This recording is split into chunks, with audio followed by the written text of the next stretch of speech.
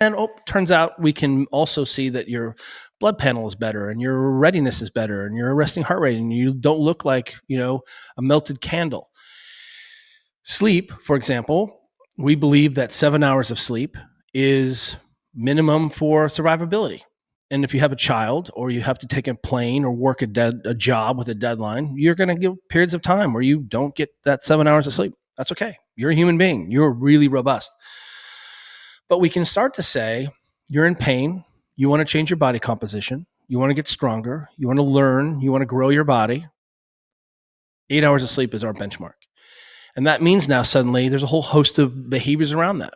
If I'm going to get 8 hours of actual sleep, I may need to be in bed for 8.5 to 9 hours because that's typical to lose a half hour to an hour every night from just waking up, from rolling over, from the cat batting your face, having to use the loo, whatever it is. But now at least we've got an objective measure around something where we're like, yeah, I sleep great. Really? Because you smoked a bunch of weed last night and look at your Oura ring. You didn't sleep great. You drank caffeine late in the day trying to get through. Oh, you had a beer with your friend, trash your sleep. You watched a movie. You were super stressed. Whatever it is, you ate a big meal too late.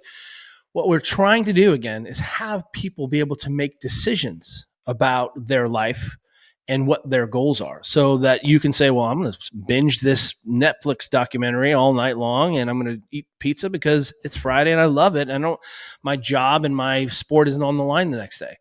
That's completely reasonable. I love that, we have an objective measure here. So we can start to say, we don't have to be like, I don't know why I got injured. Well, I can tell you because you've been sleep deprived. And we know that sleep deprivation, even changes in a single hour of sleep, we see results in what? Increased injury. We see kids who are under more stress have higher injury rates around finals in university and in high school.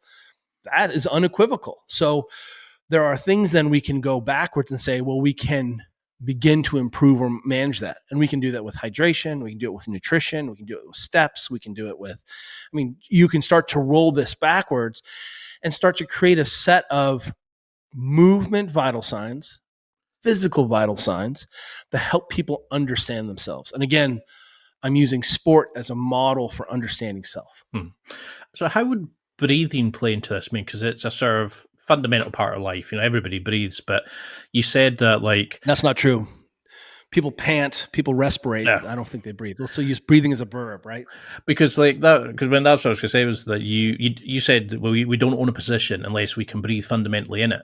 People are sitting there saying, I breathe fine. But, like in jiu-jitsu, second somebody's like on mount position, they hold their breath, or, they can't hold their breath 3D while they're doing to brace properly, like with a heavy squat or something like that. We all think we breathe properly, but everybody's like, like that kind of creepy stalker breathing and things like that. How should we breathe, and how have you noticed? How would you adapt people just to learn how to start breathing properly? There's so many good resources around this right now. Patrick McCone of Oxygen Advantage, I'd point you there.